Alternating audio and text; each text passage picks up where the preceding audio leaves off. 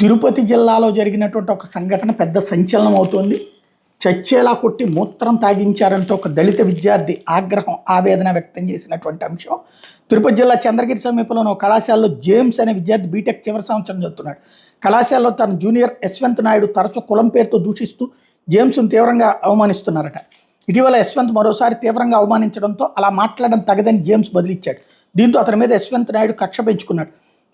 మంగళం సమీపంలోని ఇంజనీరింగ్ కళాశాలలో చదువుతున్న తన భావన కలిసేందుకు జేమ్స్ వెళ్ళాడు.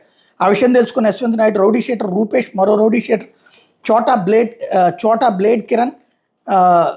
బ్లేడ్ అట కిరణ్ అట ఉగ్గా జగ్గా నాణేలతో కారులో అక్కడికి వెళ్ళాడు. జేమ్స్ను బలవంతంగా కారులో ఎక్కించుకుని బూతులు తిడుతూ కులం పేరుతో దూషించారు. ఆపై కారులో అందరూ పిడిగుద్దులు గుద్దుతూ హాకీ స్టిక్స్ రాడ్లతో ఇష్టం వచ్చినట్టు కొట్టారు. కత్తితో తలపై గాయం పరిచారు. మూత్రం పోసి తాగించారు. బాధితుడు అరవకుండా నోట్లో డ్రాయర్ కుక్కారు. జేమ్స్ను తిరుచానూరు సమీపంలో ఉన్న లాడ్జిలోకి తీసుకెళ్లి చేతులు కాళ్ళు కట్టేసి ఒక గదిలో బంధించారు. 1.5 రోజుల పాటు చిత్రహింసలకు గురి చేశారు. హోటల్ యజమానితో పాటు అందరూ మరోమారు దాడి చేశారు. ముఖంపై మూత్రం పోశారు.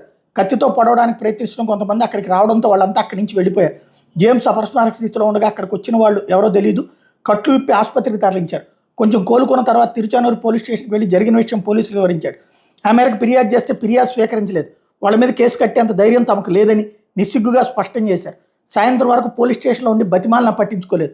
మరుసటి రోజు పోలీస్ స్టేషన్కి వెళ్తే ఫిర్యాదులో కొంతమంది పేర్లు తొలగించి మరో ఫిర్యాదు ఇస్తే తీసుకుంటామని తెలిపారు. తనకు న్యాయం జరగకపోతే ఆత్మహత్య చేసుకుంటానని జేమ్స్ చెప్పడంతో పోలీస్ సిబ్బంది తూతు మంత్రంగా ఫిర్యాదు రాసి బాధితుడి వద్ద సంతకం తీసుకున్నారు. ఇదేంటని ప్రశ్నిస్తే తీవ్రంగా బెదిరించారని బాధితుడు వాపోయారు. కాగా జేమ్స్ కుడికన్నుకి తీవ్ర గాయం కావడంతో మెరుగైన వైద్యం కోసం కుటుంబ సభ్యులు నెల్లూరులోని ఓ ప్రైవేట్ ఆసుపత్రికి తరలించారు. నిందితులకు అధికార టీడీపీ అండదండలు ఉండడంతో కేసు తీసుకోవడానికి పోలీసులు వెనకాడుతున్నట్టు సమాచారం అన్నట్టు. ఇది చాలా దారుణమైనటువంటి విషయం. ఖచ్చితంగా దీని మీద ఎవరైనా సరే చర్యలు తీసుకోవాల్సి ఉంది.